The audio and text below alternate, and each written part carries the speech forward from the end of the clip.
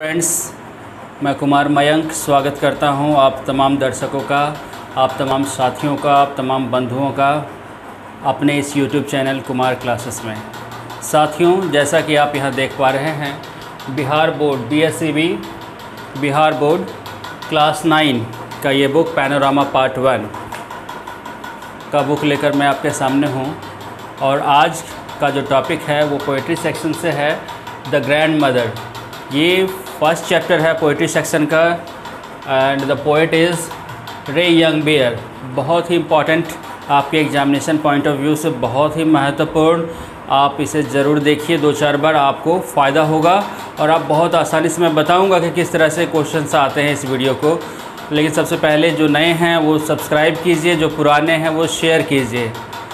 और चलिए हम लोग शुरू करते हैं आज की पोइट्री सेक्शन का ये first poem, the grand mother. तो उसके पहले जो है हम लोग थोड़ा सा पोइट के बारे में जान ले, रे यंग बियर के बारे में, जो इस बुक में मेंशन है। रे यंग बियर बर्थ 1950, साल यहाँ पे मेंशन किया हुआ है, ईयर 1950 में इनका जन्म हुआ। Is a native American poet. Native American, native मन पैदाइशी हुआ, उनका जन्म भी हुआ, मतलब उनके ग्रैंड पेरेंट्स, उनके पेरेंट्स सब का जन्म वहीं हुआ था। अमेरिकन पोइट हैं। And novelist of Meskwaki tribe of North America. यहाँ स्पेलिंग देखिएगा, मेस्क्वाकी जो होता है वो जैसे इंडिया में भी एसटी लोग होते हैं, वैसे मेस्क्वाकी एक वहाँ की ट्राइब्स है नॉर्थ अमेरिका की। तो वो मेस्क्वाकी नॉवल लिखते थे। Growing up on Meskwaki tribal settlement in Iowa. देखिए साफ लिख दिया आपकी बुक में कि वहीं पे वो बड़े हुए थे, आयोवा में, और इसलिए वो मेस्क्वाकी लैंग्वेज में लिखते थे, वो ट्राइब वही थे। He was encouraged to learn English by his maternal grand mother. देखिए मैटरनल मतलब माँ की ओर से। अभी हम लोग एक वीडियो डाले हैं क्लास 12 का रेनबो से, माई ग्रैंड मदर्स हाउस। उसमें पैटर्नल ग्रैंड मदर का चर्चा है, मतलब पिता की ओर से। मैटरनल मतलब आप इसे नानी कह सकते हैं शॉर्टकट में। और उनकी नानी ने उन्हें इनकरेज किया था, बढ़ावा दिया था। इनकरेज मीन्स बढ़ावा देना, इंग्लिश सीखने के लिए। जैसे इंडिया में क्या है, हिंदी है, तेलुगु है, तमिल है, लेकिन यहाँ के जो गवर्नमेंट है वो हम लोग को बोलते हैं, हम लोग को बताते हैं कि आप इंग्लिश के लिए इनकरेज कीजिए। तो उसी ढंग से यहाँ पे जो उनकी नानी है, उन्होंने ही उन्हें इनकरेज किया था इंग्लिश सीखने के लिए। And he began to translate his poems into that language. और फिर उसने शुरू कर दिया, जब वो सीख लिया। कौन? रे यंग बियर ने। किसने इनकरेज किया था? क्वेश्चन आएगा तो मैटरनल ग्रैंड मदर या ग्रैंड मदर आप याद रखिएगा, पूछेगा, क्वेश्चन पूछेगा। इसमें क्वेश्चन आपको आ सकता है कि वो कहाँ के पोइट थे भाई? तो अमेरिकन पोइट थे। यहाँ पे लिखा हुआ native American poet. His work was first published in 1968। इनका जो काम, इनकी जो, जैसे कि रविन्द्रनाथ टैगोर ने गीतांजलि लिखा, बुक लिखा पोइट्री सेक्शन में, उसी ढंग से इनका जो पहला वर्क था वो 1968 में पब्लिश हुआ। ये क्वेश्चन आ सकता है MCQ में। He began to translate his poems into that language. नानी के सहमति से उन्होंने इंग्लिश सीखा और फिर उन्होंने शुरू कर दिया मेस्क्वाकी लैंग्वेज से ट्रांसलेट करना इंग्लिश में। He often switches between English and Meskwaki language to express himself more fully।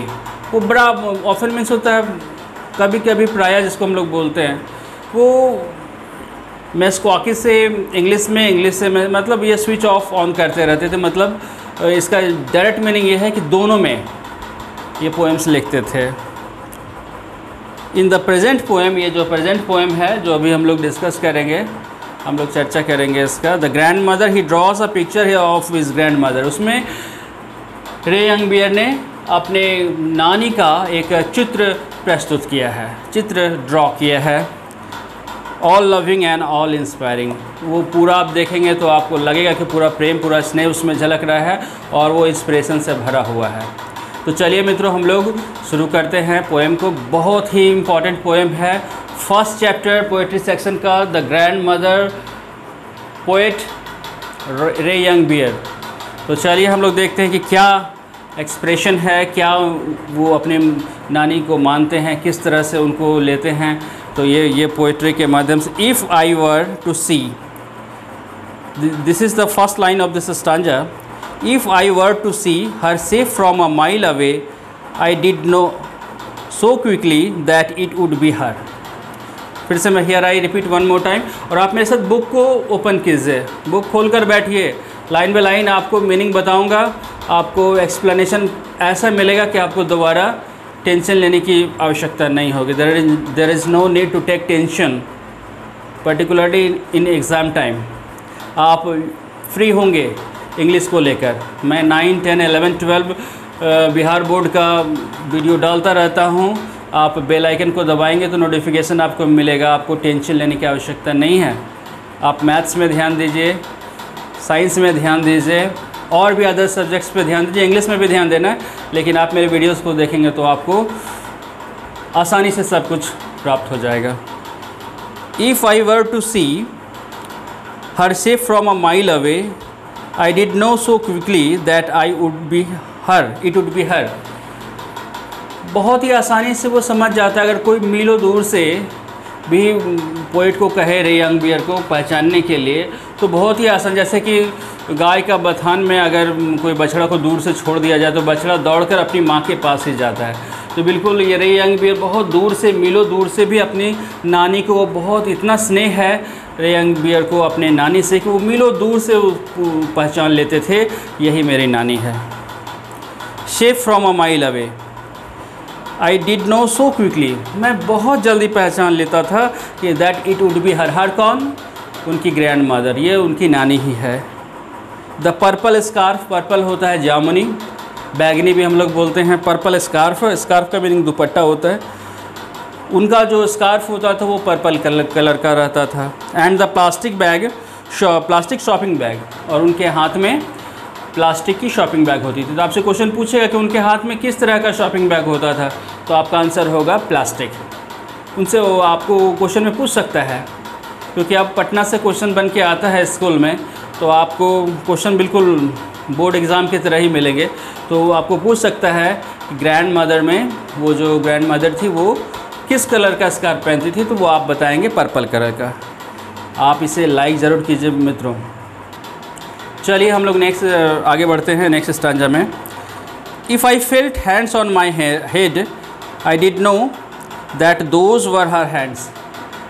मैं महसूस कर सकता हूँ, अगर वो मेरे माथे पे अपने हाथ को रखे तो मैं महसूस कर सकता हूँ कि ये मेरी नानी के हाथ है।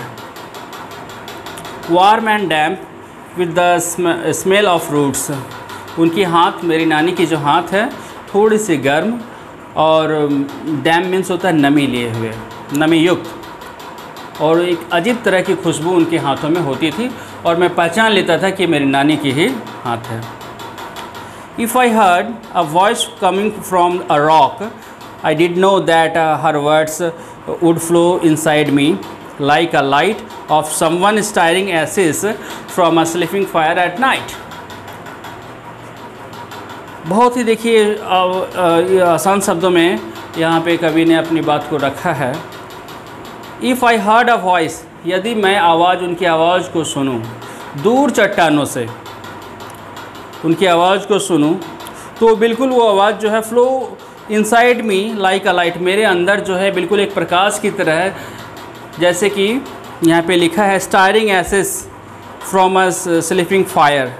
कोई बुझा हुआ राख को अगर कोई लकड़ी से उसको स्टायर कर देता है, घुमा देता है, तो फिर से वो आग सुलग उठता है। तो बिल्कुल वो आवाज़ सुन करके पोएट के अंदर में एकदम प्रकाश जाग जाता है, और वो दूर रात में भी जैसे वो सुलगता हुआ फायर की तरह वो पहचान लेता है कि और कोई नहीं, मेरी नानी है। तो बहुत ही अच्छे ढंग से अपनी नानी को, ग्रैंड मदर को रे यंग बियर ने व्यक्त किया है।